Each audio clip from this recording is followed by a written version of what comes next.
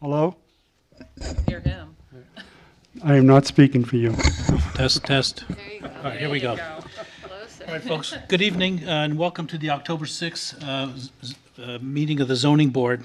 Tonight, we're going to hear two types of cases. Actually, we're only going to hear one, but we normally hear two types, and that's variances and special exceptions.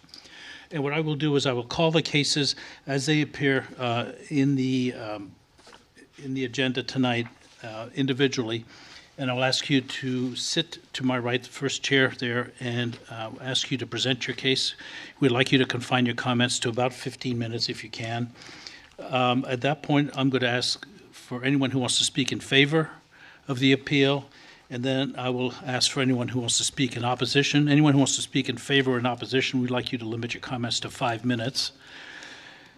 At that point, I will call on the code administrator for any of his comments, and then I'll call the applicant for any rebuttals to new information he or she may have heard. Tonight, we have a full board. We have two cases that are going to be recessed. So if anybody's here for case 5121, 5521, we're going to be recessing those momentarily. Any questions? All right, so case number 5121, John J. Flatley Company has asked us to recess this case. So we're going to open the case and recess it. So moved. Second. Discussion, seeing none, all in favor of recessing the case, say aye. Aye. Anyone say nay? Just request recess until the November. Till November, as we Thank you. for now, yeah, okay, so No, it's on the November agenda unless they request a further continuance or recessing Understood. again. and the second case that we're going to recess is case 55-21, Continental Paving. We need to open that. So moved. Second. Discussion, seeing none, all in favor, say aye. Aye. Anyone opposed? Case will be recessed till the November meeting.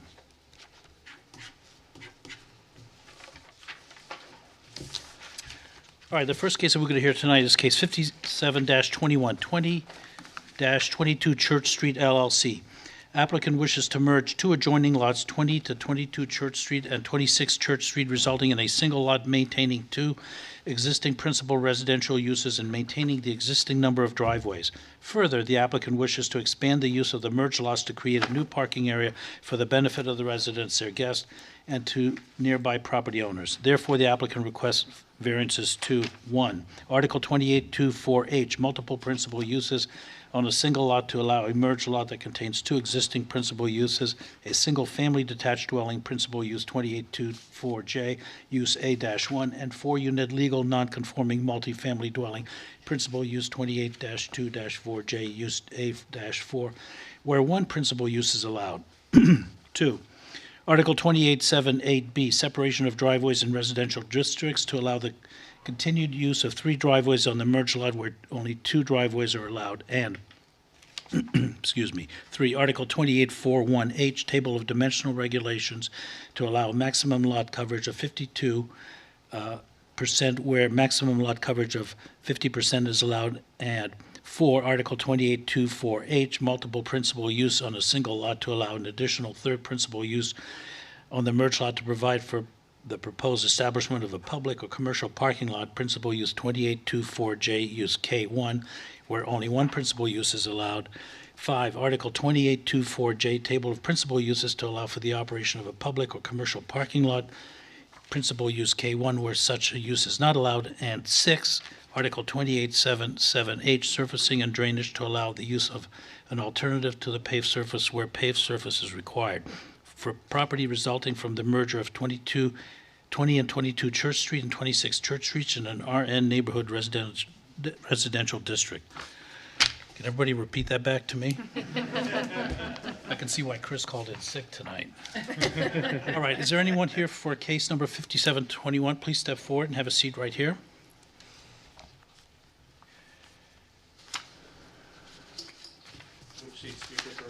Right there, please.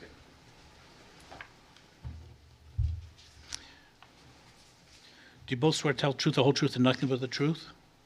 I do. As you state your case, please tell us your name and where you reside. Thank you, members of the board. Good to be here talking to you all tonight, and we'll try to make this presentation as efficient as possible. I am Peter Imsey. I'm an attorney with the law firm of Soloway and Hollis. I am representing the applicant tonight, and to my left is Fred Potter, who's the principal and the manager of the applicant 2022 Church Street LLC. I will be doing the primary presentation here, but any specific questions you might have, Fred's here to answer those questions for you, so that you can get your answers most quickly.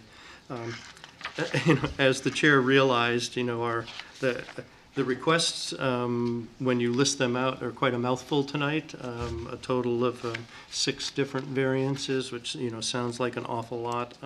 However, what we're just to kind of put the context here, is a relatively simple proposal. We have 2 adjacent existing lots, one with a single-family residence, one with a multifamily building on it.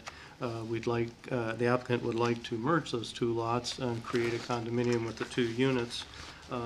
It's kind of the first phase of the development, and the second phase would be to construct a parking lot on the condominium common area and pave a portion of the parking lot with what I call pervious pavers. Other people call open grid concrete blocks or whatever, but basically not pave it with paved asphalt, but rather use an alternate surface.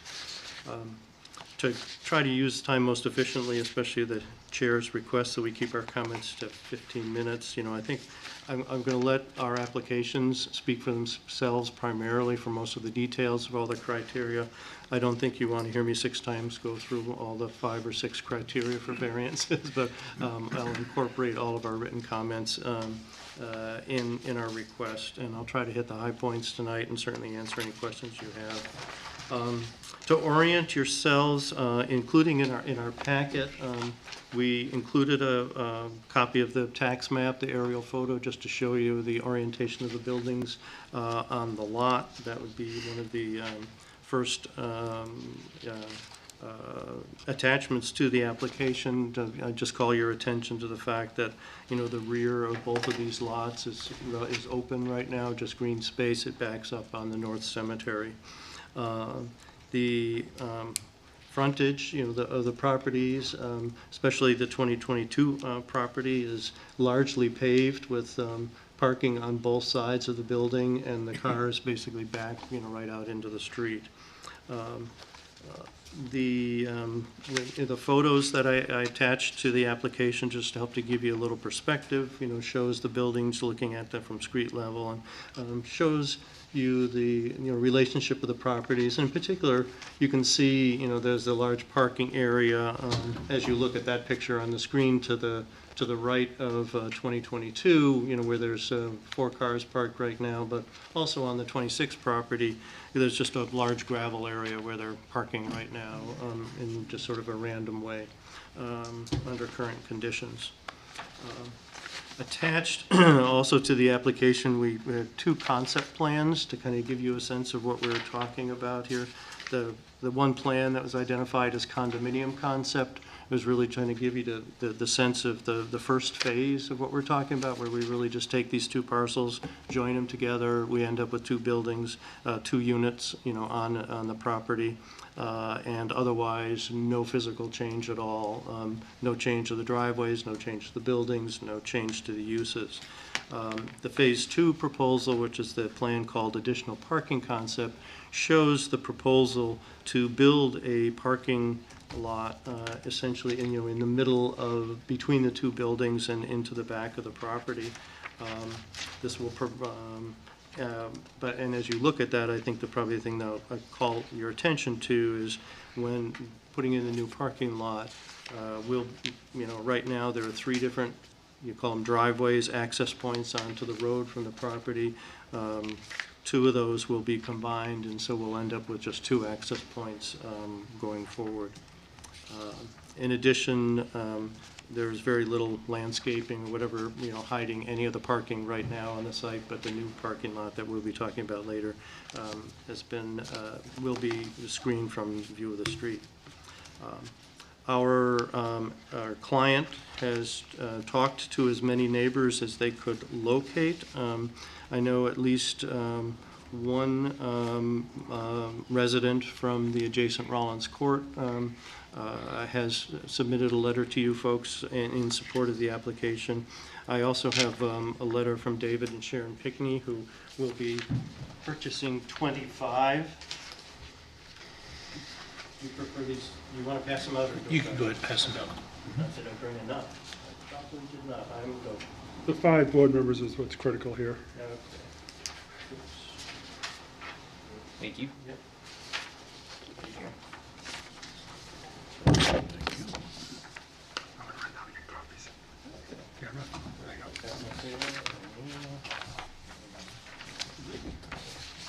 Yeah, I think that's my original, so.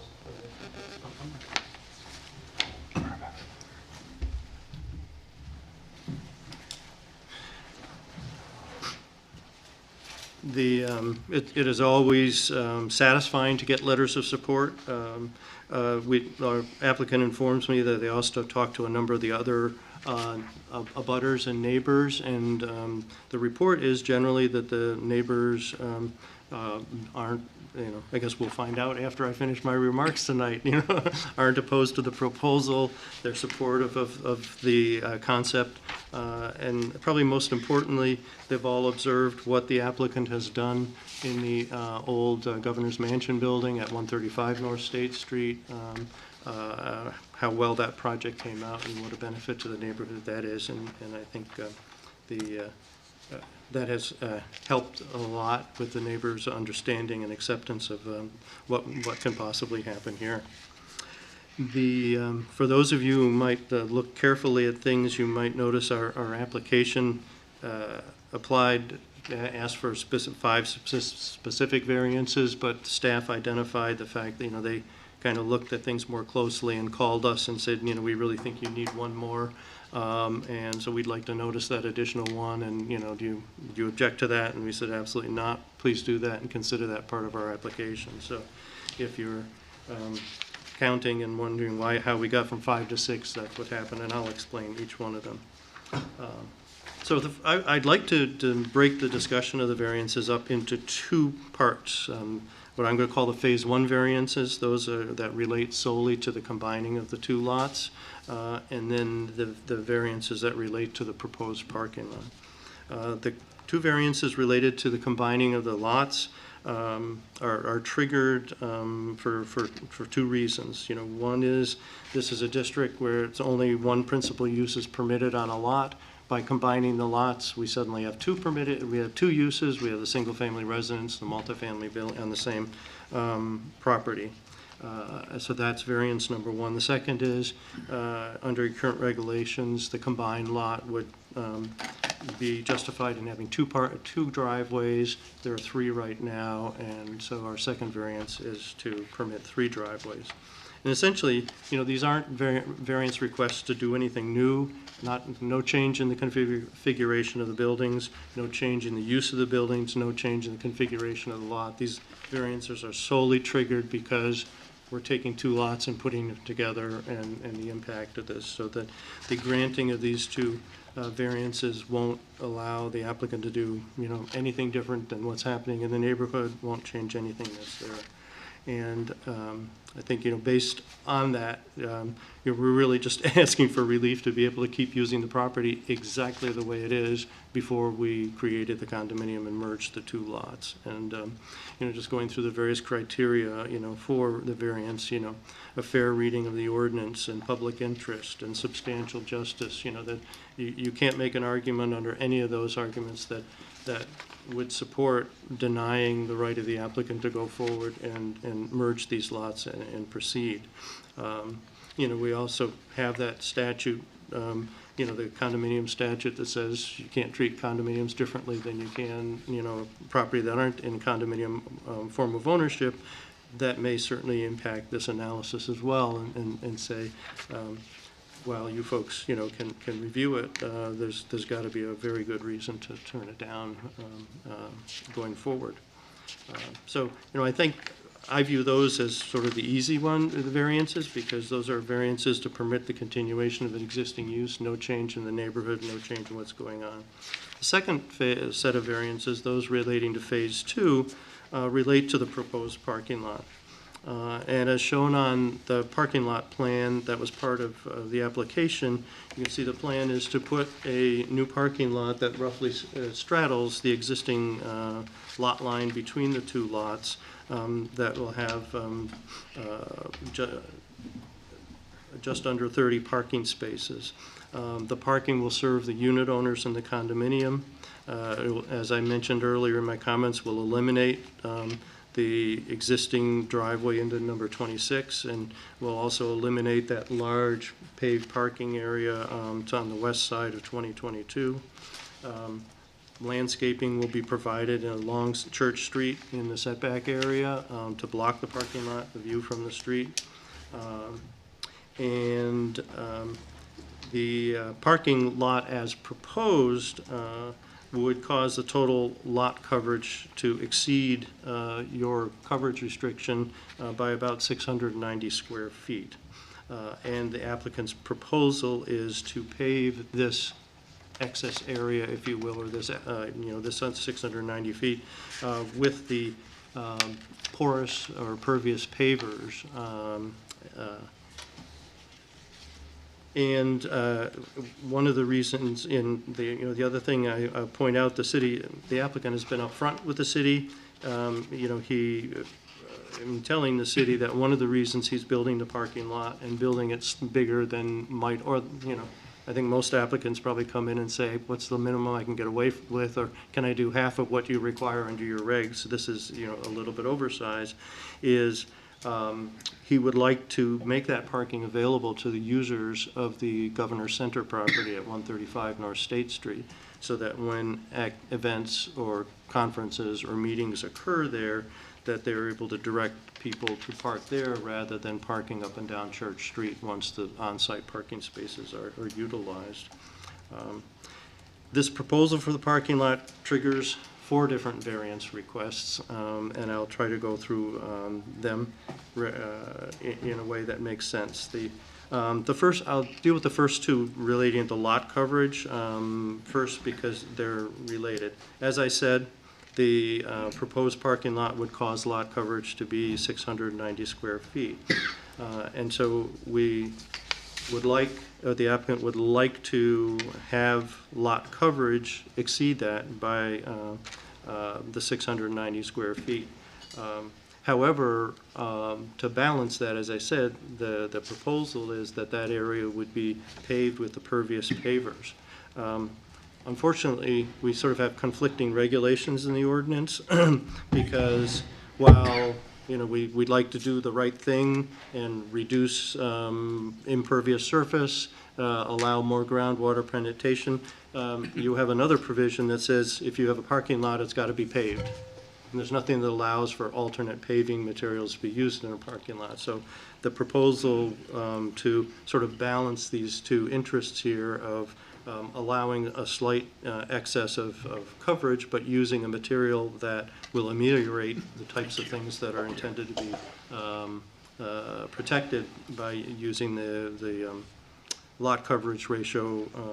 We just have to meld those together to let them happen at the same time. So as I say, your lot coverage, probably if you were to say what's the primary goal of it, it's to control stormwater runoff, control those issues. Using the pavers allows more infiltration, allows you to control more of the stormwater on site. You have less going off site. On the flip side, why do you say parking lots all have to be paved? But, it probably comes from a policy that says, we don't want dust and dirty parking areas. We want to have clean. We want to be able to control stormwater. In this case, the pervious pavers can be designed and set up so that you still are controlling any runoff there might be, but that much more of the water goes through the pavers. So we think it's a win-win proposal on this particular issue, and therefore, request the 2 variances to allow the exceeding the 50% coverage requirement, but on the condition that we pave that additional area, or will be allowed to pave with the pervious pavers. The last 2 variance requests deal with the request that the applicant be able to build the parking lot on the site. And your first question might be, why do we need a variance for a parking lot? Everybody has parking lots. But I think, this is a result of the upfront manner in which the applicant has been dealing with the city. He acknowledged that he plans to let the user of 135 North State Street use this property in order to help alleviate the problems in the neighborhood. But that caused staff to kind of sit down, look at your ordinances and regulations, and they determined that because parking is not a permitted use as a sort of standalone use, and because this parking lot was being built in part to provide parking to others, he needs a variance to establish a parking lot in this zone. And second, to piggyback on the variance that we talked about earlier, this would create a third principal use on the lot. So you'd have the single-family residence, the multifamily, and the parking lot. So the other variance we're asking for under the parking lot heading is the permission to establish a third principal use, which in fact will be the parking lot. Something that I want to emphasize, and I can't emphasize too strongly, I think in the public notice materials, they refer to this, I think, oh, here it comes.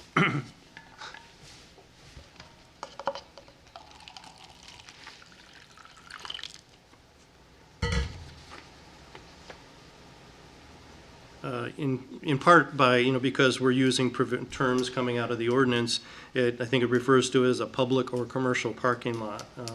And I think I want to stress, and the applicant can confirm that if you wish to ask him questions, this is not going to be operated as a public parking lot. It's not going to be operated as a commercial parking lot. In other words, there won't be a parking sign saying park here, but rather it'll be there and available for users of 135 or other properties of the applicant in the neighborhood to use, on an overflow as needed basis, but is not intended to be a public operating lot. I've touched upon a lot of the comments already, but I think the key things to notice on building the parking lot is it's going to reduce your access points on the street and actually increase, ameliorate the streetscape. It's going to add vegetation and screening along the street where now there's just asphalt and no screening. The screening is going to reduce the amount of parking you're going to see from the street. Building the parking lot is going to allow, this parking now, which is occurring on street, we'll be able to get off the street and reduce the congestion in the neighborhood. It's an older neighborhood, it's a tight neighborhood, and so this will benefit the neighborhood by lowering the on-street parking requirements. As you can see from looking at the plan, the cars that park at 2022 right now, pull in the driveway and they back right out onto the street, and any traffic planner will tell you that's not a great safe situation. By using the parking lot, those folks will all be entering the parking lot and then exiting on a much more appropriate basis. And overall, the applicant feels very strongly that the positive aspects, including the way the property will be developed, the landscaping, are going to be a positive impact on the neighborhood and help increase property values when all is said and done. As you consider the relief, I think the last comment I'll make to you, it's somewhat ironic, but I'll note it, that under your zoning ordinances, parties who are proposing new projects are able to satisfy parking requirements by finding parking elsewhere on a nearby property and entering into an agreement to park on the adjacent property and satisfy their requirements. And I think that's a good policy, and on behalf of clients, I've taken advantage of that times because that helps a lot. But the fact is, I've never had a situation there where the city required the owner of that other property to get a variance in order to operate a commercial parking lot on their property. And so it's a case where the city has a policy of encouraging you to find other parking lots and use them, but in this case where it's going to be a new parking lot and we were up front and we told the city ahead of time, we're kind of being pinched here or squeezed on this issue, and I just ask you to be sensitive to that fact that doing what we're doing here, or what the applicant is proposing to do here, is entirely consistent with your city policies of trying to have adjacent properties co-use, available parking areas in order to minimize parking congestion and problems on the street. For all of these comments, I probably talked more than my allowed 15 minutes, and I apologize, but it's hard to talk about 6 variances in less than 15 minutes. I'm happy to answer any questions you might have. As I said, Mr. Potter's here, and he's happy to answer any questions that you might have as well. Thank you, Mr. Dempsey. Questions from members of the board? I don't know if did you see the letter from the Walkers? No, he is not. That just came in tonight for you and.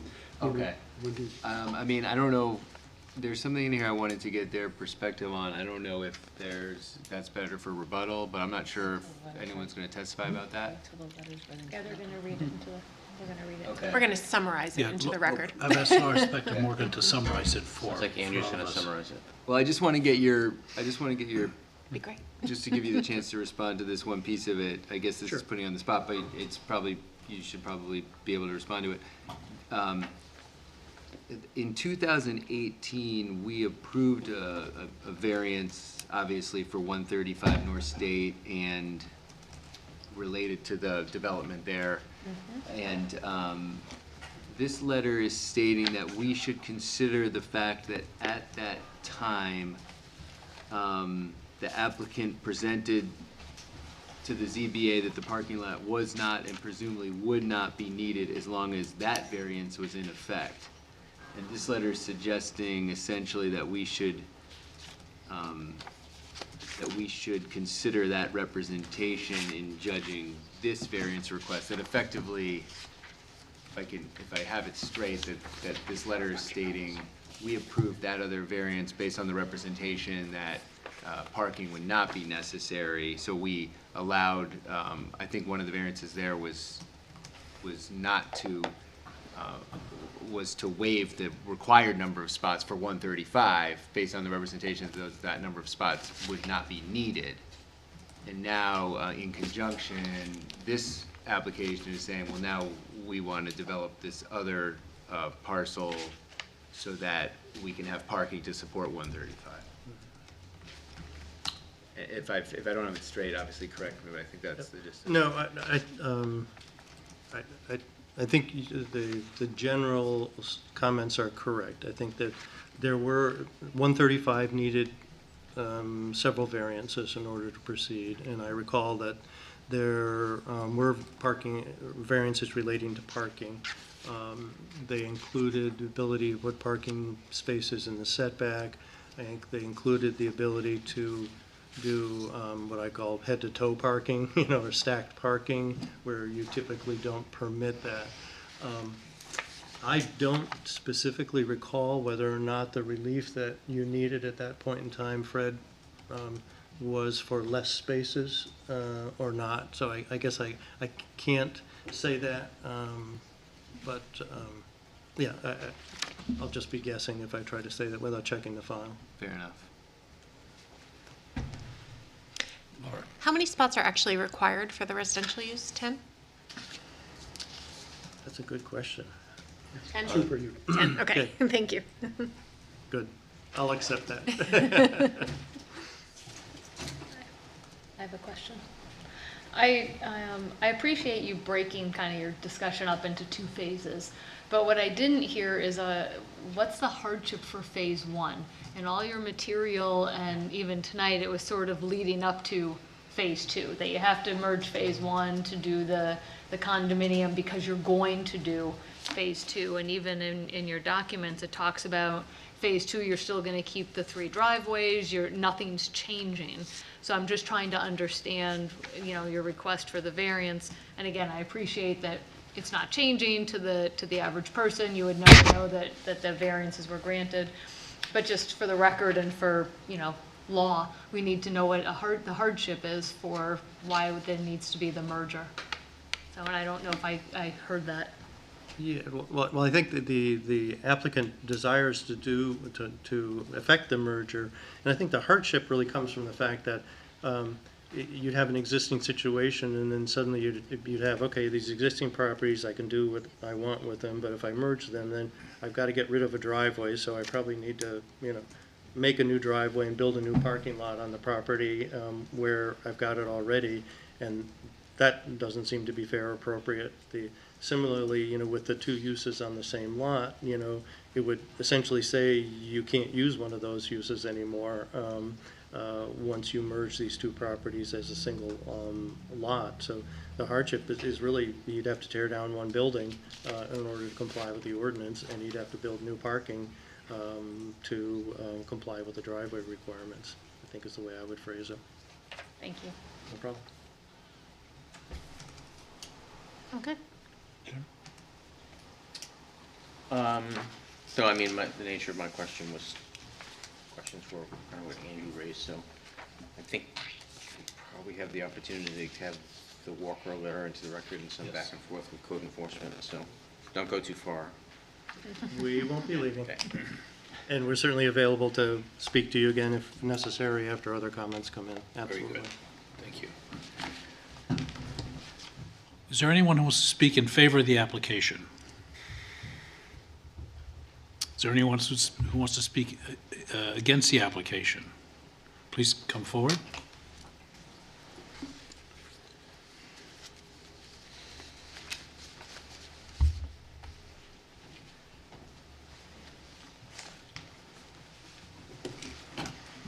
You swear to tell the truth, the whole truth, and nothing but the truth? Yes. As you testify, please state your name and where you live. Hi, my name's Lindsay Harrington. This is my wife Natalie Harrington, and we live at 19 Church Street. So I guess if you look at that, We'll be directly across the street from where the new entrance to the parking lot is. yep, right into our living room. So I guess I haven't seen the Walker letter. I don't know what's in it, but I would say that I guess I had the same question about that variance. So we just moved in about a year ago. We love what they've done with the place in terms of the Rollins Mansion and the Pocket community. We have great neighbors. But I guess my question was like, well, why didn't they think of this before? Which led to about 8 pages of research of every variance that they've ever sought, which is a lot of them. So August 7th, 2018, that was when they asked for relief to permit the provision of 14 parking spaces where 50 are required. So they did ask for less, just to confirm that earlier. I know that we're told they didn't recall, and I take their word for that. But we were able to do some research and find that out, so if anyone was curious. And I guess we have several issues with it. Part of it being the hardship, I still have questions about what the hardship is. If you don't merge the lots, then you don't create the problem. But also, if the issue is residential parking, you guys cleared that up too. You really would only need about 10 spots. That would leave the neighborhood intact, in my opinion, and would still allow for additional parking. I will say I work from home. I'm there 5 days a week, all day, every day. To my recollection, no one has ever asked us what we think of this, so that's frustrating to hear. And I will also say that as somebody who does work from home, I can see the street from my office, and it's not congested. And we don't have an issue with a lot of cars parking on the street. It's there for residential use, extra cars or visitors, things like that. But rarely do we ever have an issue in which we can't find parking within that block. Just for that fact. In addition to that, I guess we're concerned about it backing up right on a cemetery. That's a lot of pavement and a lot of runoff and nowhere to put a lot of snow. So if you know our neighborhood, it is a little difficult to move snow around because we are pretty narrow lots. So that would be a concern as well, as pushing all that snow back towards the cemetery. Other than that, I think we're concerned about property value. I didn't have a chance to, in the time that we got this notice, contact our Realtor. So I'd love to provide her testimony after, if it's needed. But, you know, we bought our house at the pretty well peak of the pandemic housing prices. So we already know that we have a pretty high ceiling, or a low ceiling on our property. So when the bubble does burst, we're worried about being underwater if we put in 30 parking spaces across the street. In addition to that, it's a pretty narrow street, so like they said, like you do have to back out. I guess if they're going in and out through that main entrance across the street from our house, what does that do for us in terms of backing out of our driveway? Because that's just going to create additional traffic to and from 135 North State. And I guess the letters of support, none of them are direct abutters of this property. Well, I appreciate they're in the neighborhood. I mean, they are not staring right at it every day. So our front bedroom window would stare right at a huge parking lot instead of a nice green space between us and the cemetery. So it would certainly change the character of the neighborhood for us. What did you say your address is again? 19. 19 Church? Yep. Right here. They're right across.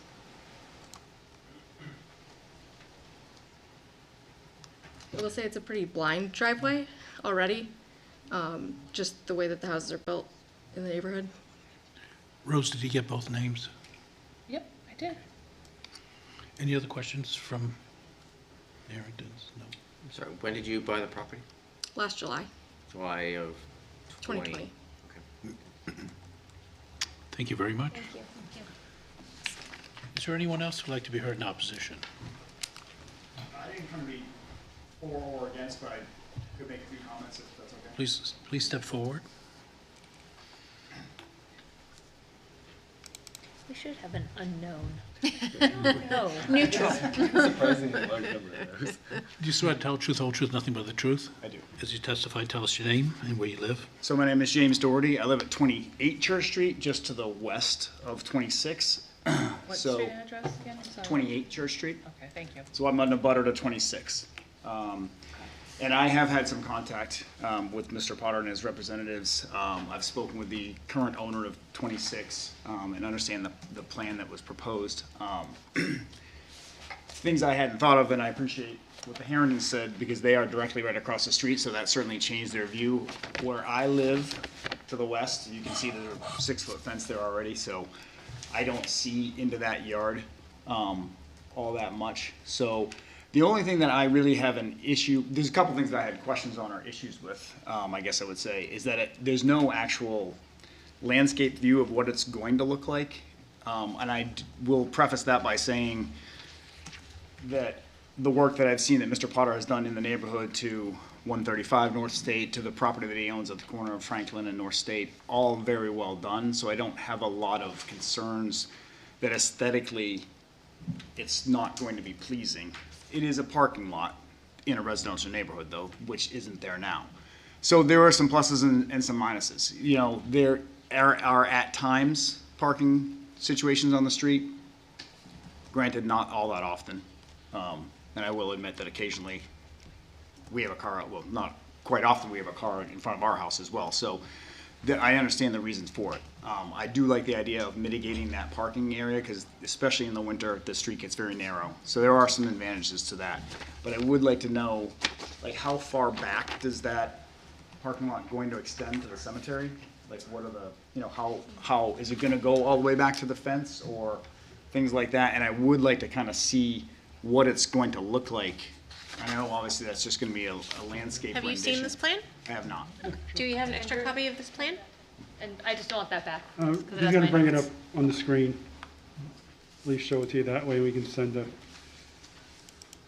And to answer your question, it looks like it's going to be about 8 feet from the rear fence. Okay.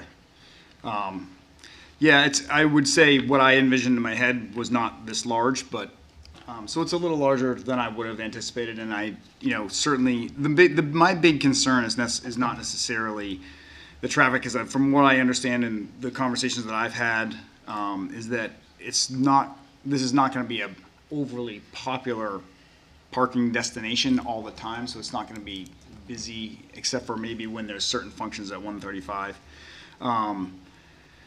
But I do have some concerns of how it's gonna look, and I would certainly have more concerns if I lived across the street from it, than living next door to it where I already have a fence that is not gonna keep me from seeing it. So, like I said, I'm not here to oppose it, because as it stands, if it's done correctly,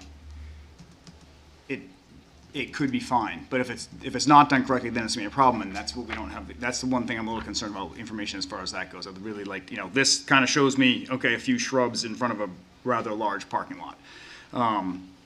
And, so some sort of, a couple different views of what it's gonna look like. Like I said, I do know that the work that they have done so far in our neighborhood has been very beneficial. So I expect the same for this particular project and how it's gonna go.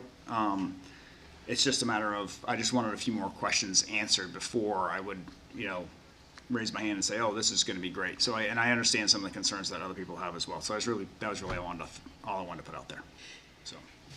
We'll hear from the applicant. Great. I actually had a question for you. For me? Yeah, Sure. and if you're not comfortable answering, I understand, but if things were to change over time and the lot were used on a daily basis, 30 cars a day in and out, would that change your view on the? It might. I mean, like I said, again, I don't work from home. I'm not, during the week, during the day, I'm not there. I don't necessarily monitor what the Monday through Friday traffic is like on our street anyway. It could be very busy. I mean, it's not that street can get a little bit busy at times. It's not a major throughway, but it is a cut through for people at times, and sometimes there's some people who drive a little excessively fast and people who have kids, that's a problem, but for the most part, the traffic isn't super heavy, so I would be concerned if it was something that was gonna be used essentially all the time. But from what I understand, from what I was told, it's only gonna be used on occasion when there's events and things, of that nature. But again, we don't have a lot of information as to what that's going to entail, so. Does that answer your question? It does, yep, Okay, thank you. great. Thank you very much. Thanks for your time. Paperback, thanks. Is there anyone else who'd like to speak in opposition or in favor of the application? We have 3 letters. The first is from Dr. Ronald and Maureen Oliver at 131 North State Street, and they are in support of the application. This will not have a negative effect on the neighborhood and will improve much-needed parking accessibility. We also have a letter from David and Sharon Pinkney of 25 Church Street, and they're in favor of the application.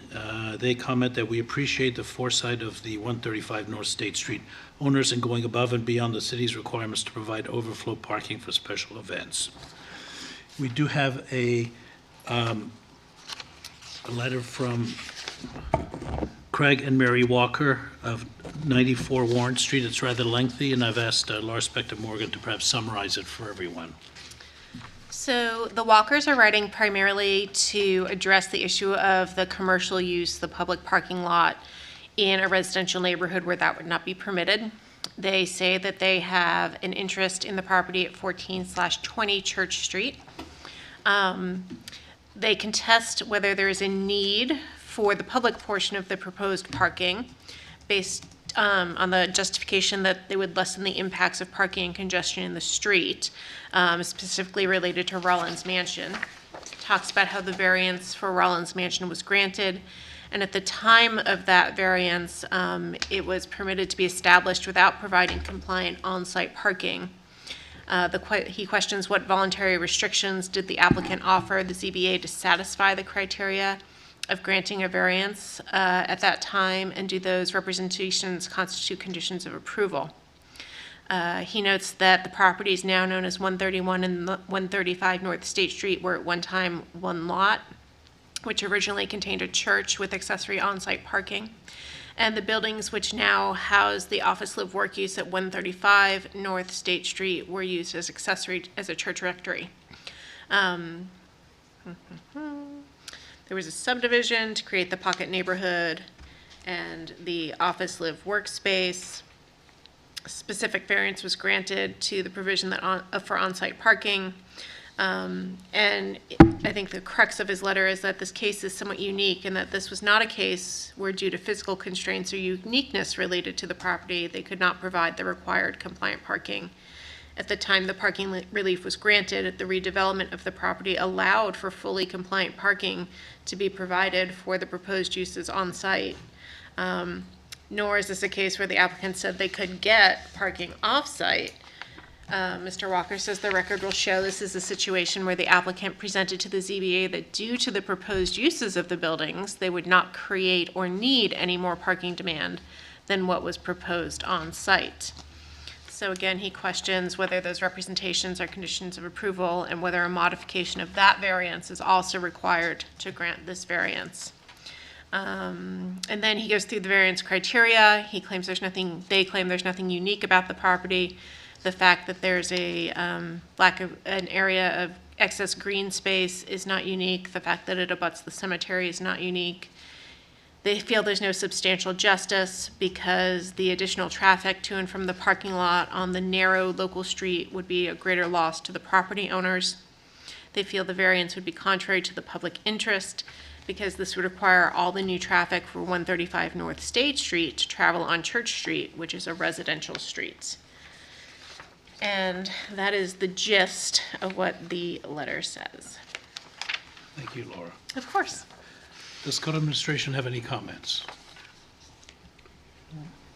Nope, just clarify if any of you have any questions for us.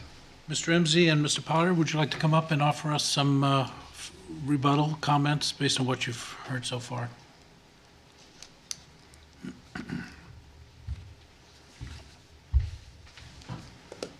Yes, thank you very much, Mr. Chairman and members of the board. I just jotted a few notes of things to mention, but certainly if there's anything I don't touch on, by all means, ask me a question. At one point, somebody raised concern about drainage and snow removal and whatever, and I think I'll just make the point, reassure the board, if the parking proposal continues, the applicant will have to go through site plan review. So all of those issues and, the layout of the driveway, the design of the driveway, even the landscaping and whatever is all going to be addressed in site plan review. I won't challenge the comments that people have made about the prior variance and, what was requested.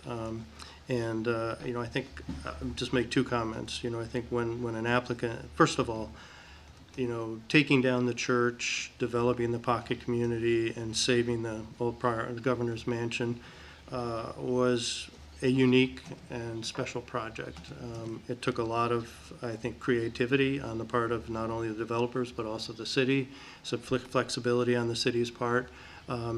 If that hadn't happened, you probably would have no church, no pocket community, and the manse might not be there either, simply because this was such a unique site and you had to try to make it fit. So were assumptions made at that time as to, say, what would be sufficient parking or not? Perhaps they were made and, it turns out maybe they weren't correct. That doesn't change the fact that variance was granted and the people are parking and the people are going to be parking on the street, if they can't be on the site. And so this is really an effort on the part of the applicant to be proactive, to address, a potential situation in a positive way rather than to do something negative. Let's see, I want to hold that. And as with all of these properties, nothing exists in a vacuum. And Mr. Potter has, asked me to share with you, one of the things that, when they were developing 125 North State Street, which is on the other side of the pocket community, again, there was, there's constant balancing between, how far do we go, what do we do? And, one of the reliefs they got at that point was to build slightly fewer parking spaces on 125. And get a conditional use permit that just reserved, basically allows the city to come in down the road. If there's not parking, you got to put it in. Unfortunately, that the spaces where those additional spaces would occur are in the front yard of 125. And It's Nobody. actually 135 Peter. I'm sorry. 135, okay, It's the 135. mansion for Okay. which the conditional use permit. Okay, all right. There's never And- been a problem at 125. Right. So, nobody wants to pave the front yard in front of the mansion after all the work that's been done on it. And so, this is an effort to avoid the need to really, to go in a negative direction. And I think people asked about the landscaping plan and about the view from the street. And, I'll just sort of tee it up right now. If you go there, basically you've got pavement, you've got cars parked, along these two properties, and it's not much of a site, but Fred can talk about the plan. We had actually asked for a landscape architect to do some renderings for us that we could bring tonight, but you probably all know that everybody engaged in the land development business is super busy right now, and we couldn't get anyone who could get it done in time, so we weren't able to bring in a proposal. The schematic that we filed has something in it, but, I will let Fred talk more about that issue. So just briefly, I would say to the residents at 19, I apologize. We did make multiple efforts, and I don't know how everybody missed, but because we've tried to be very sensitive to the concerns expressed, and we respect the concerns, and that's one of the reasons for what's proposed here. As you see in the proposed plan, the lots and the parking would actually conform with the ordinance and the setbacks, whereas right now they do not. The cars literally back up right to the street, sometimes across the sidewalk. That, which was shown in the earlier picture, will go away. And if you're able to show this plan that also showed the 135 property, there may be something that you're not aware of, and that's the flow on the one. Thank you. You had the map up earlier. I don't know if you can show the aerial view, perhaps. Sure, okay. So you can see how that parking looks right now. There would be trees, and so when we acquired the 135 property from Mr. Shorelian, we had basically a naked lot, and you can see we repopulated the trees there. But if we go down to 135, the flow as designed and approved by Planning Board, the driveway going out between the condominium and North State Street is one way. It's a one-way driveway out. Therefore, everyone accessing 135 North Street, the mansion, this is not my design, it's just what was worked out with the city and John. All the parking has to go around the block and be headed up Church Street, and then enter the parking lot from the Church Street side. This building really isn't occupied yet. We're just having the grand opening on the 19th of October. I'm trying to get ahead of the curve in that as the design we were presented was a bare lot, you can see it's sort of bare there. We have brought foliage there. I think everyone would agree it's a very attractive presentation. And we did not pave the front yard of 135 North State Street, which we would be required to do under the conditional use permit if there were stress on the neighborhood in terms of parking. So we're facing the possibility of having to take the aesthetically redone Governor Rollins mansion and actually add parking in the front of that. But that actually exacerbates the problem because the parking comes off North State Street, runs up Church Street, and then enters through the side between the carriage house and the mansion.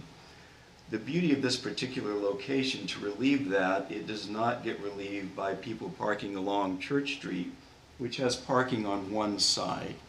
That's somewhat difficult, and particularly in the winter. So we remove the congestion that would occur if the overflow, natural flow, somebody looking into 135, seeing that it's filling up, decides just to park rather than stack parking, which is in the design that we received, just parks on the street, it would tend to push people up the street. We're trying to relieve that by saying you can see as you're about to drive into 135, if you see a parking question, you can go right there across the road, and there is parking available to you there. So we're trying to take the pressure off of the event uses in which there are more people that might be in the facility, and they might be arriving in a congested time, and they cannot do anything other than come through the Church Street, and then they have to go back out one-way to go back to State Street because that driveway is a one-way driveway. So we're trying to avoid a problem that I anticipate may occur if there is, for example, a meeting in the meeting room that can hold 95 people. That's going to be the exception, but that is a training room. It's been a training room ever since the original proposal of the design. And when you have a training room and people are coming in for that event, we want to make sure that we have a place for folks to go. And I think particularly in the winter. And that's why we've taken extra care to get rid of what basically is paving and gravel and open area with cars backed right up to the street, and end up with So, something Mr. that's Park, more can I- organized and more orderly. That's our Just going to interrupt you for a minute. Certainly. It's really more of a question for the board and staff. We're getting into a lot of stuff here tonight that has to do with 135 and not what's before us. And so I just want to raise that. That's a concern that I'm having, that a lot of the justification for what's in front of us are potential changes in use, or maybe even outside of the variances that were granted months or years ago. I don't remember exactly. And so I'm just expressing my frustration. I'm not feeling comfortable acting on what's before us now without a fuller understanding of what uses or other changes may or may not be associated with 135. And I don't know the mechanism to resolve that, but I know that I don't have the record of what we approved then to know if it's outside of what our expectations were at the time, so. And I would So I'll also, give the other members a chance to kind of. I would also be interested in hearing from the city's attorney. I tried to pull up the minutes, but I'm reading kind of fast, and I think it would be helpful to have that record. Yeah, and I appreciate that, Andrew. I just don't Yeah. want to Yeah. rush. And to the applicant, you know, they didn't have the benefit of the Walker letter before this evening, so I think I kind of on the fly, stepping up and explaining what's going on with the 135. And so I don't know if the mechanism, I hope it's not burdensome to folks tonight if we were to recess this and figure out how to get all the information in front of us we need. And from my perspective, I'd like you to have all the information you need, so I don't want to create a pressure point for this board. It doesn't need to be here. Yeah, I thank you. I appreciate it, the kind of the stopping the discussion, but what's in front of us should stand on its own, my opinion, of the request that's being made.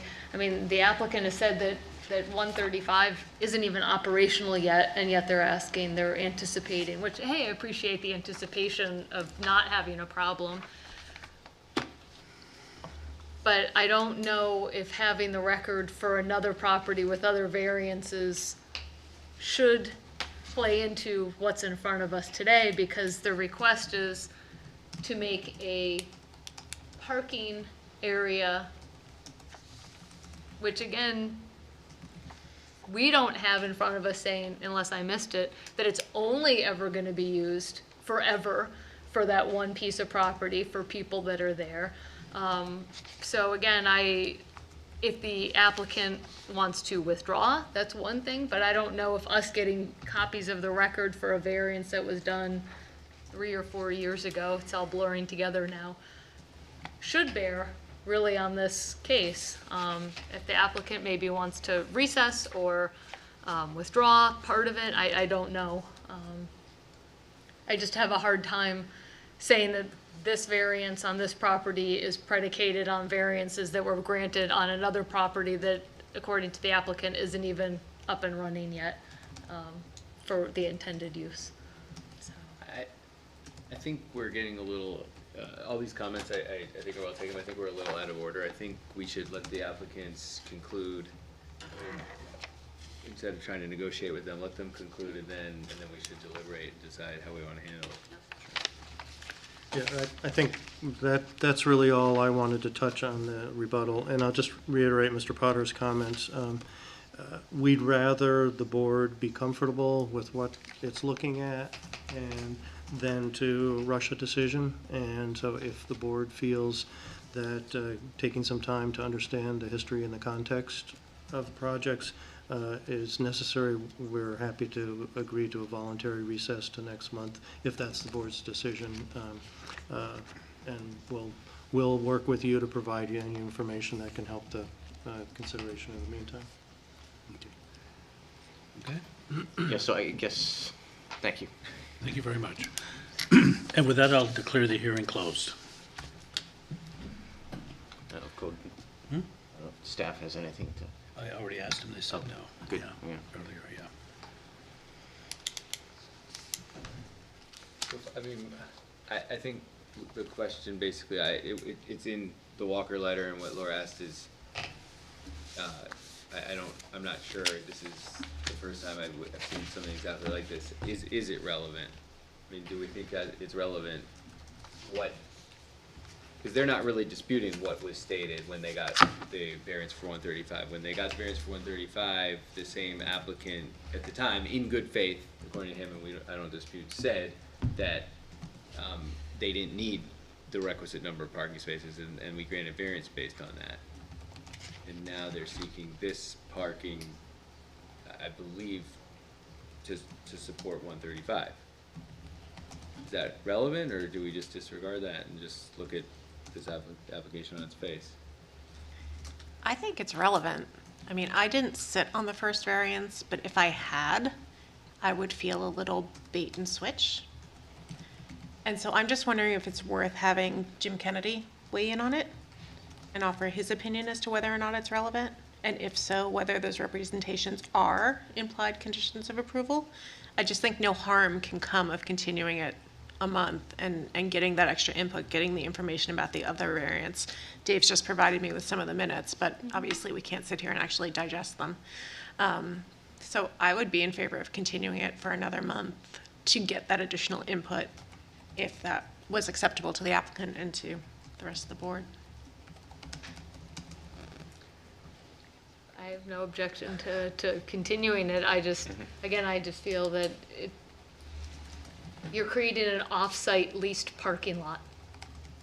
That's regardless, that's what you're doing.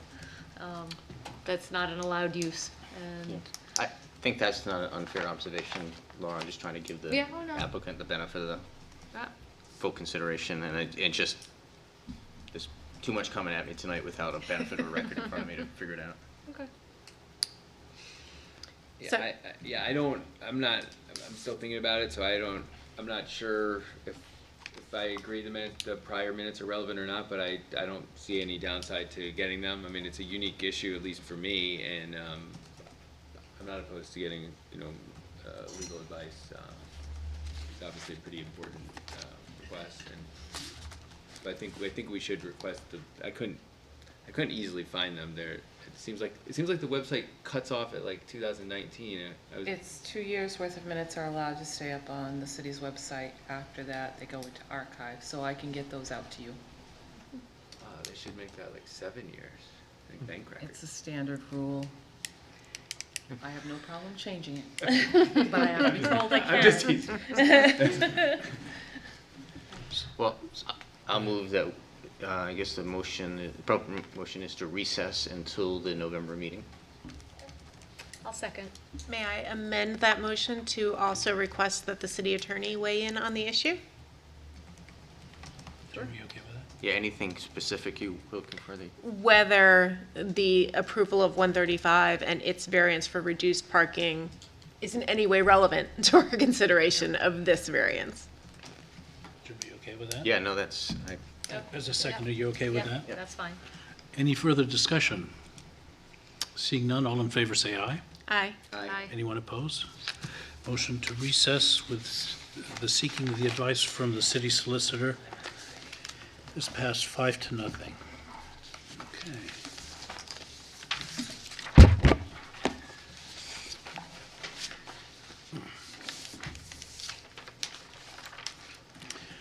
All right, on to our next case. 58-21, Wadley, Starr and Peters, PLLC, for Andrew Werchniak and Tracy Cruz. Applicant wishes to construct a second detached dwelling on a single lot and requests variance to Article 28-4H, multiple principal uses on a single lot to permit 2 single-family detached dwellings on a single lot when no more than 1 detached single-family dwelling is allowed on a single lot for property located at 63 Broad Cove Drive in an RO open space residential district.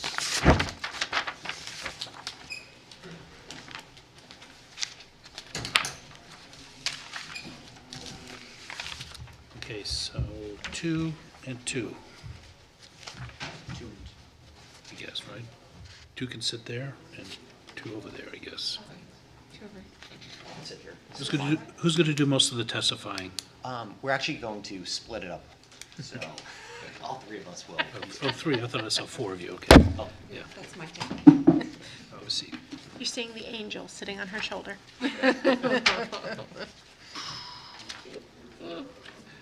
You swear to tell the truth, the whole truth, and nothing but the truth. As you testify, please state your name and where you live.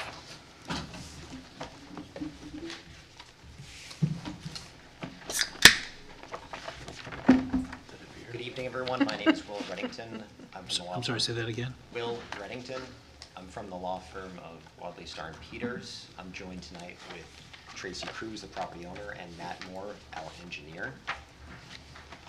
We did email the planning department a PowerPoint presentation. I'm not sure if they have that up. Planning department? Or, That's a totally different no, department. no, so- not planning department, I'm sorry. Do you have, I think we do, yes. okay. If not, I do have a Planning. thumb drive.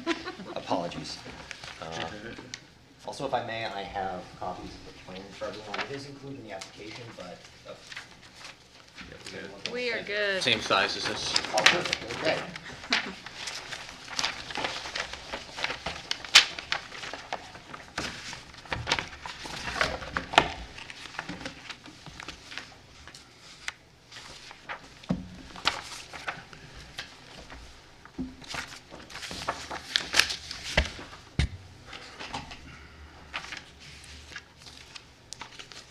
You have to swear that. I already did. Yeah. Proceed. Thank you. As you know, we are here tonight seeking a variance from Article 28-2-4H, multiple principal uses on a single lot. The reason we're requesting this variance is to allow a second detached dwelling on the property in order to build an in-law unit for Tracy's parents. The location of this property is at 63 Broad Cove Drive in the RO Open Space District. The property is a large 22-acre parcel with extensive frontage along Broad Cove Drive. And to aid in our presentation tonight, you can see we have our PowerPoint presentation, and we'll be referring to the plan that was included in our application. And to begin, Tracy will give a background. She'll share with you her efforts in trying to develop this plan, this project, in conformity with the code. And then you'll hear from Matt, who will discuss the unique features of this property, and then I will conclude with the variance criteria. So, Tracy, if you'd like to get us started. Okay, thank you. I just wanted to start by putting a little bit of a personal note on this and to paint a picture. One might say that I've been dreaming of this moment my entire life, because Concord, and particularly the Kentucky River, holds an extremely dear place in my heart, as it is the place where I was born, my mother was born. 6 generations of our family have been there at this point. And I have a sort of a wealth of memories going back to being a child, and over the river and through the woods meant the Kentucky River, and the grandmother's house was my grandmother's house. So just to put that out there, and a fun fact is that I'm a 1988 graduate from Concord High School, and the original owner and builder of the property was my high school principal, Mike Garrett. So anyway, I wanted to kind of give a little bit of background on how we've come to this point. And we can move forward in the slide. Now, obviously, you understand our efforts that involved first looking at, is there a way to do an ADU on this property with its orientation and its unique topography? And you'll see in a few slides in a moment why that didn't come to pass. And it became clear, well, then let's look at subdivision. If that's not possible with 22 acres, there must be a way to subdivide.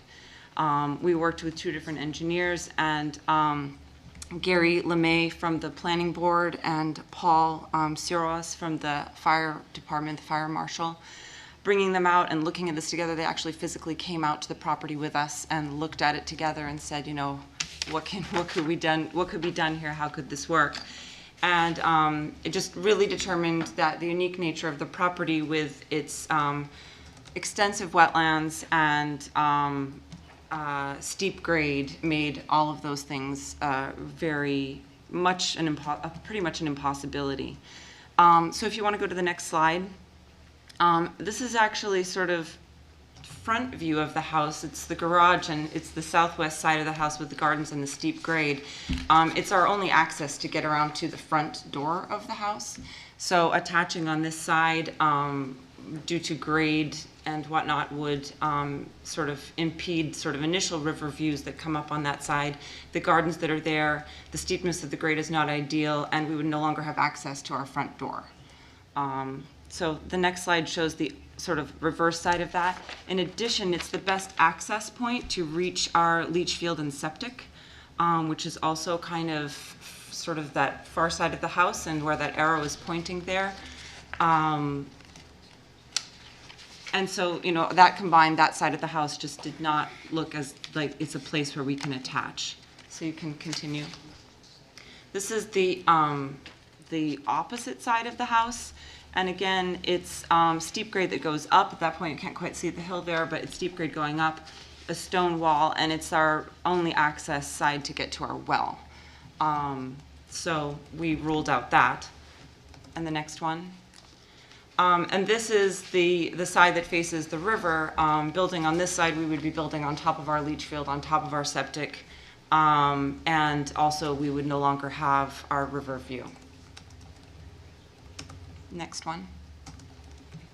So after going through all of those scenarios of, you know, how can we attach, and discovering that there really wasn't any feasible way to do that, we started working initially with Tim Bernier to try to figure out a way to subdivide the property.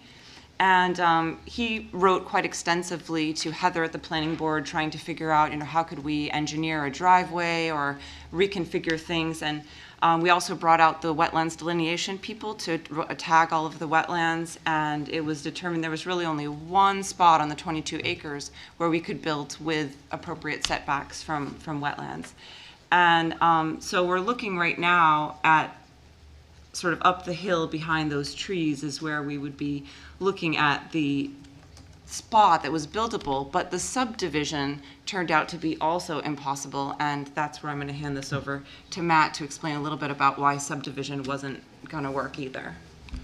So I'm Matt Moore, an engineer, and I come from Loudon, New Hampshire. And it's quite an engineering feat to get a driveway meeting a 10% slope from Broad Cove up there. I looked at it from several different angles, as Tracy said, trying to swing around their house and try to avoid wetlands as much as we could. I know it's a small plan, but if you keep going to the southwest of the property, that there's a knoll on the top, and then it goes downhill from there. And so you're chasing the 10% grade, so the driveway becomes even longer. And then I know they're kind of hard to see, but on the plan, immediately from the road, it's a very, very steep slope. You're much over the 25% slopes in that grade. So you're trying to chase and avoid steep slopes and wetlands. So we try to stay away from that, and that would be a long looped road, a lot of switchbacks in it to make it hit that box that is buildable. The other thing I looked at is, okay, so what happens if we try to make their existing driveway, which is roughly 12.8%, to a 10%? That would mean they would not be able to use the garage. The garage would be about, the grade at the garage would be about 6 feet lower than the garage floor. So that kind of throws that area out. So that's why we're here tonight, to ask that we can maintain and use their existing road, and then add on a road that, a driveway that actually meets code at 10% from there. So if you want to go to the next slide, please. again, this is the area, in the last slide, you could see this break in the wall, but this is the area where we're looking to put, to the right, to the left of this is where the driveway would go up. It's not that steep of a slope. I calculated, roughly, the maximum cut would be 3 to 4 feet. Other than that, again, we're talking next to the river, so that one thing you don't want to do is erosion or cause of erosion next to the river. On my plan, you can see the 250-foot buffer. The part of the driveway would be in that buffer zone that we would have to do a shoreline permit for, but the most of it would be out of that. Next slide, please. And once you get through the woods, you're up in this beautiful field. It's just, if I was going to retire, it'd be a nice place to retire. It's pretty up there. So it kind of shows you that, part of your ordinance is, 25% slopes and impacts, and we don't have them here. It's just a beautiful place to build a house. The options of the house, the plan that I show you is the worst case scenario of length of driveway. That would give you a driveway with 10% slope, and then a pretty level parking area in front of the garage. And this would be an at-grade garage. If they choose to shorten the driveway, they could do something like a drive-under garage. But again, taking off from their existing driveway, I can make 10% work in either case. Next slide, please. This is a picture off the side of their existing driveway, and I just wanted to, again, show you that the area is well stabilized, and kind of helps with where they're going to have that existing turnaround for the existing house. So, okay. Next slide, please. This is, when I saw the picture, I said, is this driveway going uphill or downhill? But that's looking downhill. So this is standing up in their driveway and looking down towards Brock Cove. And again, this is, to me, an important picture as an engineer, to show you that the existing driveway, even though it's 12.8%, is well stabilized. It's not causing a lot of erosion that you might be concerned about, with the river right on the opposite side of Broad Cove at this point. So in the distance of this picture, you're looking down at Broad Cove, and just on the other side is the river. Next slide, please. So this is the turnaround at the top of the driveway, facing, again, looking up where the proposed driveway is. Thank you, Matt. I'll go through the variance criteria right now. So if you'd like to go to the next slide, please. Thank you. Denial of this variance would result in hardship to the property owners, because due to the special conditions of this property, there's no fair and substantial relationship that exists between the zoning ordinance and the proposed reasonable use. As you just heard from Tracy and Matt, this property is unique. There's extensive wetlands and a very steep grade. Tracy, prior to this, made every effort to work within code. She met with the planning board, city officials. She worked very diligently to subdivide this property, but due to the unique features, it cannot be subdivided without great hardship. Tracy also shared with you photos of the property, the existing structure, and demonstrated how a dwelling unit cannot be attached to the existing to her existing home. You also heard from Matt, who explained that the only viable location for the second dwelling is up on this clearing, and it's a beautiful location, and it's perfect for that use. Second criteria, granting this variance will not be contrary to the spirit and intent of the ordinance, because a second detached dwelling unit will not alter the essential character of the neighborhood. The surrounding properties have single-family residential homes, and this proposed use is consistent with the neighborhood. Third, granting the variance will not be contrary to the public interest, because it will not have an adverse effect on health, safety, and wellness of the community. As we've demonstrated, this is a large 22-acre parcel. There's extensive buffering between, or there will be extensive buffering between the secondary dwelling unit and the neighbor's properties. There will be no added strain on municipal resources. The second dwelling unit will be served by an on-site septic and well, and will access the public road via an existing driveway. Fourth, substantial justice will be done by granting this variance. This variance will be huge for Tracy's family. Her father and her mother will be able to live on site with her. She will be able to look after her parents as they enter into advanced age. There's no gain to the public by denying this variance, but the harm to Tracy and her family will be immense. Could you please go to the next slide? Thank you. Granting this variance will not diminish the surrounding property values. There's no evidence or reason to believe that granting this variance will have a negative or adverse effect on surrounding property values. This is a residential use and is consistent with the present use and character of the neighborhood. For those reasons, we request that you grant us this variance, and if you have any questions, we're open to take them. Thank you. Laura? How big is the proposed second house? I think a little bit to be determined there, but we want to have single floor living for my parents as they age. And I think, trying to keep that around 1,500 square feet, I think is what they were looking at in terms of plans.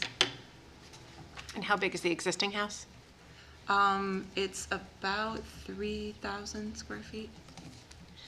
And I understand why you don't want to build on the patio area and disturb your view, but other than the view, is there a reason you couldn't build a unit over that existing patio area? That's where our septic and our septic tank is buried, and also our leach field is. Under the patio?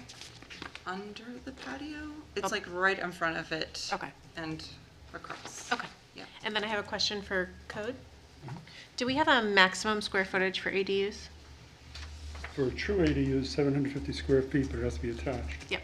Thank you. Thanks. No questions. I'm good. Very good. Thank you very much. Thank you.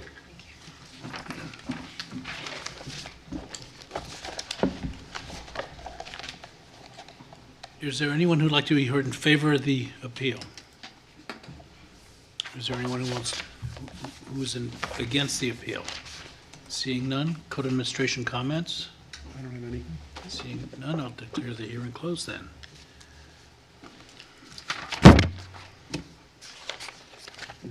Andrew? Well, I recall the South Street decision in which I was in the minority and voting nay at that time, but I think this is a similar application. I think the difference to me here is the size of the lot is, I think having a second property there would not be out of character with the neighborhood, because they could really position in a way that it would have no impact on any neighbors. I'd be prepared to grant it. The only thing I'm a little bit uncertain of is the fact that they have no plan for the size of it, which Laura Spector Morgan pointed out. I don't know if we can just rest on the record and they have a pretty rough range, but or if we should put some condition on the size of it in our motion. I have no concerns. I thought that the applicant in their submitted application, as well as their testimony tonight, showed the lengths they went to try to meet the zoning ordinance, which we appreciate. Thank you. I do have a slight concern about basically you're creating a second home on a property. It's not a small cottage, it's not a small little unit. And again, not sure if there's a way to condition it in some way that it can never be, I don't know, rented out as a nice Airbnb going forward. But again, I do appreciate the effort, and it is a unique property that, not the view part, but all the other constraints of slope and wetlands and everything else. So I'm in favor to grant it. Yeah, I mean, also appreciate the work that was put into not having to come here, but, I'm generally supportive of it, but I have similar concerns too, or is that the record indicated this was being developed as a detached piece of property for a family member, and I just, future generations of code enforcement and families are gonna have to deal with that constraint. My concern only relates to the same thing as everyone else, the size and the use of the second home. So I would propose, if I were to make a motion to approve it, that there be 2 conditions of approval. One, that at least one of the units has to be occupied by the owner of the property, as we require for ADUs. And I would put a size limitation on it to make sure it doesn't become a true second-family home. And I would propose 750 square feet, since that's what the ordinance allows for an attached ADU. Are you making that motion? I can make that motion. I will make that motion. Well- And, let's Yeah, discuss the Let's size. discuss that. Yeah. Yeah, I just have some hesitations about that restrictive size. I think when it's attached, there's some shared facilities and mechanicals and roof lines and things like that. So I think going to the same restriction as an attached ADU probably just isn't right. Okay. But I don't feel comfortable tonight picking square footage either. I don't feel comfortable approving it without a square footage limitation. Given the location in this wide open space, I mean, if they had come with an ADU and asked for a variance of 1,500 square feet, I would probably look at that, favorably. So I think 1,500 square feet for a detached residence in this location would be reasonable. With regard to the limitation that it be owner occupied, I think that I like that. I just don't know if that's enforceable. It is. It is. Okay. Won't be my problem, so. I like the idea of making one of the units owner occupied. And I like the idea of putting a condition that it can be no larger than 1,500 square feet for the proposed new dwelling, since they indicated that was the size they were looking at. I can get on board with that. But she wishes she had chosen her number more carefully now. But I think that's reasonable. It's a reasonable size for an ADU especially, yeah. Because it's represented as being for at most 2 people who are gonna be related. I think that's reasonable. It's I'll make- 1,500 square feet of living space. Of living space, 1,500 square feet of living space, and one of the single-family units has to be owner occupied. I will make that motion. Motion's been made I will second it. and seconded. Any further discussion? I'll support it because I want to take a positive position tonight. I'm just not sure that I would have, I'm fine with the owner occupied, but 1,500 feet, I think, kind of shooting from the hip this evening, so. Would you want me to separate the motions, or separate the No, conditions? no. Okay, all right. All right, further discussion? All in favor, say aye. Aye. Any opposed? Motion passes with those conditions, 5-0. Thank you. Thank you. Have a nice night. On to our last case. 56-21, Dustin Rose, applicant wishes to operate a personal training business and requests variances to 1, Article 28-24J. Table of principal uses to allow privately owned indoor health and personal fitness use, principal use C-4, to be established where such use is not otherwise permitted, and number 2, Article 28-7-2E, table of off-street parking requirements, category C-service-entertainment and recreation indoor health and fitness center, to allow 3 on-site parking spaces where 22 are required for property located at 85 South State Street in an UT Urban Transitional District. You want us over there? Please.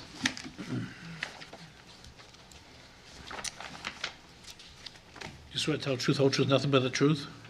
Please state your name and where you live as you testify. Good evening, Mr. Chairman, members of the board. My name is Ari Pollack. I'm an attorney with the Gallagher, Callahan, Gartrell Law Firm here in Concord. To my left is Dustin Rose. Dustin is also a Concord resident, and he is also the owner of Capital Fitness, which is an ongoing fitness and training center here in the city of Concord. He is an applicant this evening for 2 variances, one for use. The property he's looking at, the subject parcel, is in the UT, or Urban Transitional Zone. There are next to no non-residential uses allowed by right in that district. It's heavily developed, and so the use proposed of a training and fitness center is not allowed. Also, he is seeking a variance from the off-street parking requirements, and we'll get into both requests. About Dustin, he has owned his own business in Concord for almost 10 years.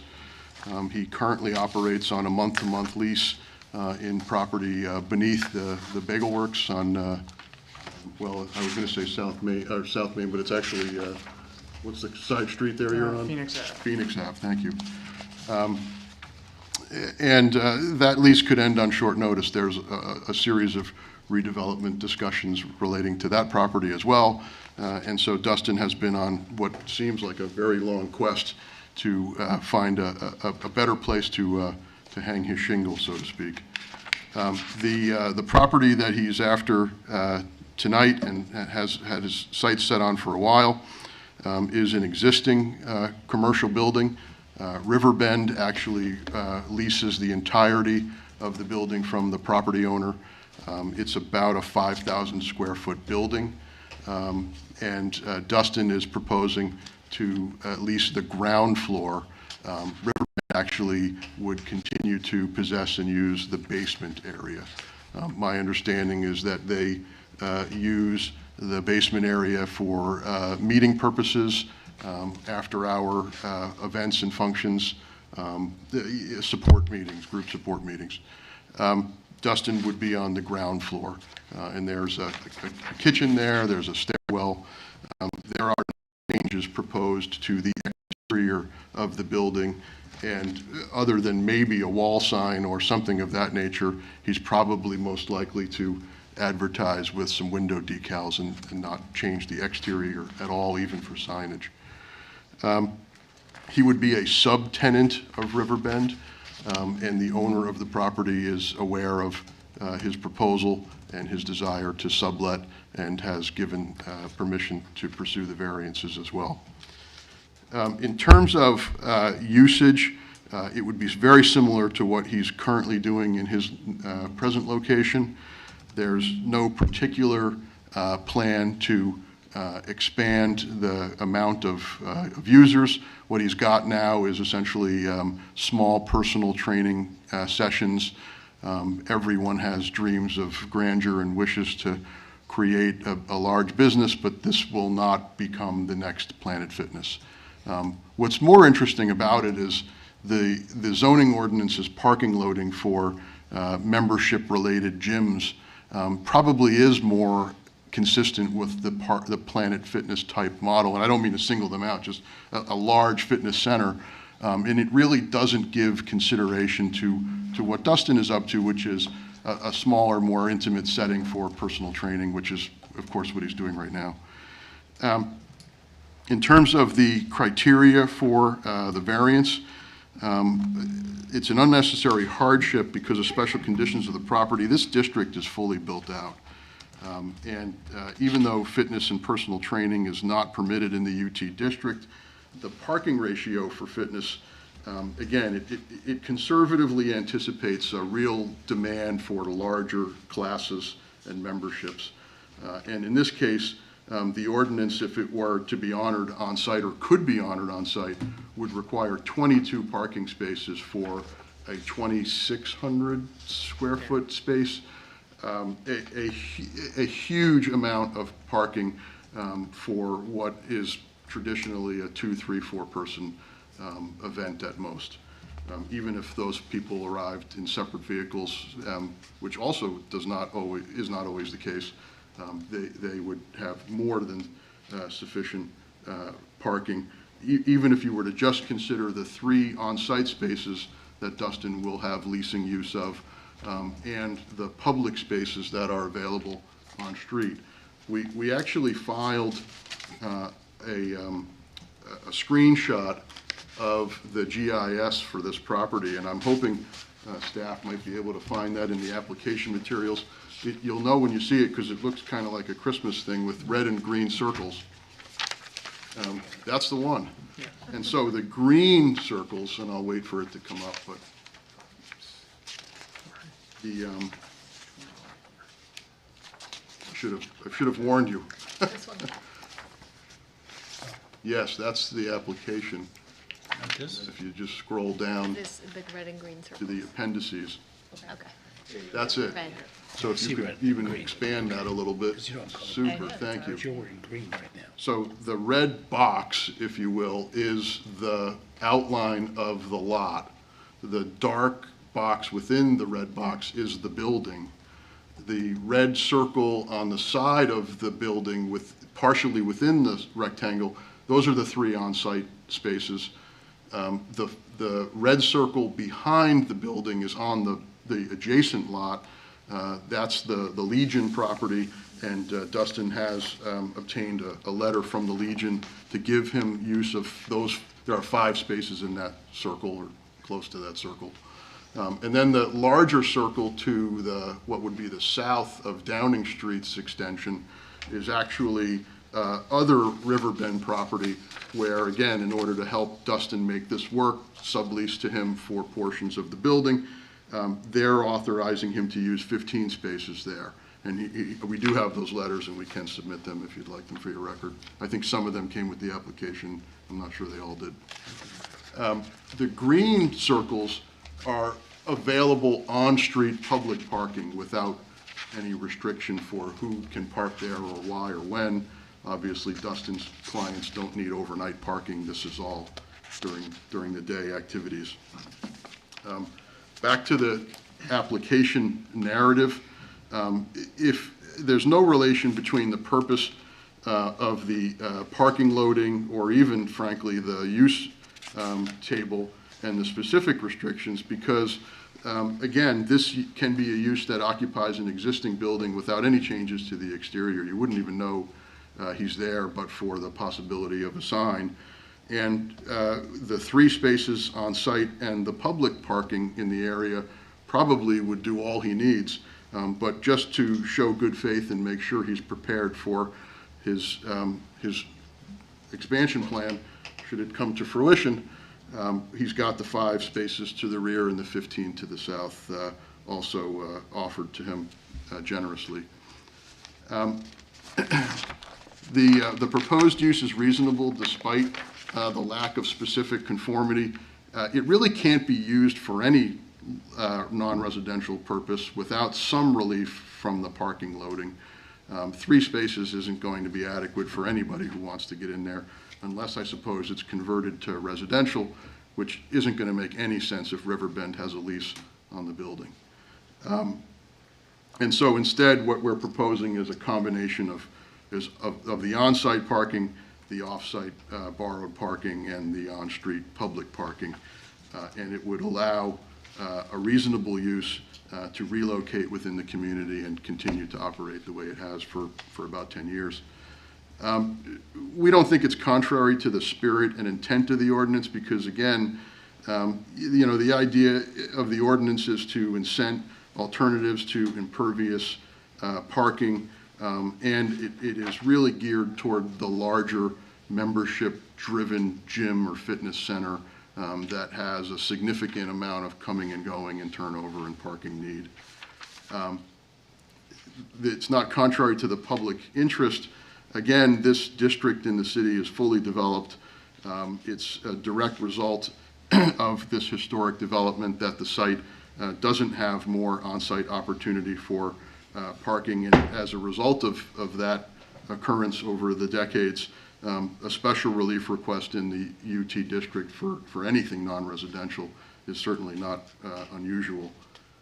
Substantial justice, it's an existing building that would be able to relocate using a combination of its dedicated, leased, and public parking, again, offering small-scaled fitness, and the requirement for, personal training, gym, has a similar ratio of that as required by a music school or a dance academy or even an outpatient hospital, and it's just not the load that this business is going to generate. It's something of a misfit, the way it's structured in the table. It won't diminish surrounding property values, as we were explaining earlier. You won't even know he's there. Obviously, if he puts a sign out or becomes a different animal than is the case today, then perhaps there's something to discuss. But after 10 years, the business model's the same, the size of the classes is the same, the program is the same, and since he is both a subtenant of the overall lessee and, of course, there at the permission of the owner, he's got every incentive to behave himself and not create problems for his neighbors, most of which will probably want to become his customers, or at least that's the hope. So again, it's a 0.1 acre lot in a very heavily developed area of the city. The building footprint is pretty close to the size of the lot, and the total lot coverage is not going to be altered. It's going to be the same as it is now. So I'll stop there. Dustin, I probably use more words than you would, but anything to add? How many employees do you have? Just me. I have another trainer that rents from me. But again, that's within, she does privates as well. It'll just be hers and whatever client she has. What's the most number of clients you have at one time? 2. If there's small group classes, anywhere up to 10, but it's early in the morning and late in the evening. So it's, right now it's 6 and 5:40 for classes. So And your hours of operation? It varies, whatever the client is, but it's not all day. It's like we'll be there for an hour or two, then we go home. It'll be empty for a couple hours, and we'll come back for an hour or two. It all depends on the client and what time they want to go in. So it's not the kind of thing where members can come and go as they wish? Correct. It's all private. It's all by appointment only. Yeah. Laura? I'm with you on the parking, but you also need a use variance. So can you help me understand what are the permitted uses in the district, what's the purpose of the district, and why this property is unique? The property is unique because it's already developed, and there's just no, there's no residential use that can come from the space as it's developed now. It's had commercial uses in it for years, and I'm sure either the ordinance was different at the time or they needed variances too. And are the only uses permitted in the district residential? Yeah, there are, there's a permitted use for publicly owned recreational facilities, and I believe there are some special exception uses for a dance studio, and I don't know whether those exist in the district or not. Okay. And also a nursing home. Oh, okay. And there may be others. I printed that particular page from Sure. the table. And thank you. it was more the point that it's very restrictive. Yeah. I could answer. The dance music studio is permitted in UT by special exception. Okay. And I didn't catch the other one he was asking about, and just indoor recreational is not. Okay. Private owned indoor health and fitness center is not in the UT, which is why he's asking for that. Yeah, okay. Yeah, the residential uses that are in there, they've been there forever. I Sure, mean, yeah. it's And there's no way you're making this a residential use, no. Ari, do you know, I think it was 4 years ago, so a recovery center came in here and it was, and we approved it, and I think that, do you recall, or maybe it's that, if that was a use variance? If it was, say again? If we granted a use variance for that activity? It's not for me to ask you, maybe it's more for the city. I was just going to say, I didn't have any personal involvement in that, but given the table of uses, if it hasn't changed since then, I have to assume that there was special relief needed. Okay, right. And like Laura, thank you for the effort on the parking. This neighborhood often has people come in and say, well, we're just going to park in the street, and so. That's not our intention. I understand, Yeah, yeah. right, Yes, thank you. sure. Any other questions from members of the board? Thank you very much. My pleasure, thank you. Seeing that there's no one in the audience, I assume there won't be anyone who wants to speak to or against this application. Code Administration, any comments? I do not have any. Seeing none, hearing is declared closed and now open for board discussion. Well, you know, if you look at the surrounding buildings, they're mostly or almost all kind of multifamily type residential, and this building is clearly unique. And I think for a use variance, not so much the land we're looking at, it's the structure, and so clearly it needs some kind of commercial purpose, and this seems like a pretty consistent with the neighborhood, you know, relative to any other commercial purpose. So I think it's a good use and appropriate. I agree. It's already being used, as the applicant stated, for group meetings. It's continuing to be used for non-residential use, so this is just another use in there. So I'm in favor of it. I agree. You have nothing to add? I agree, and I think, you know, if a dance studio is permitted, this is certainly less intense, and it would make sense to permit it in the district, so I don't have any problem with either variance. Sounds like we're ready for a motion. I move that we approve both variances. A second. Any further discussion? Seeing none, all in favor say aye. Aye. Aye. Any opposed? Ayes have it, motion carries. Good luck on your Request is- business. Request is granted. Approval of last month's meetings. I'll move approval of the minutes. Because meetings? That's what he meant. No, you know what I meant. Well, no, just at one point, there were gonna be two, and I wanna make sure I didn't miss one. Approval of last month's Yeah, no, we only had meeting. one. I was like, we had two? Wait, what? Second. Those are good meetings. All in favor? Approved. Aye. Aye, great. Any further business for us? No. I'm gonna save all my Yeah, continental yeah. paving documents, so you don't have to Yeah, deliver. please, yeah, don't give us new ones. Just new material, not the recopy. We're good. Save a tree. So we're saving the two recessed cases for whoever's gonna show up next month. And the We'll send you continued the one.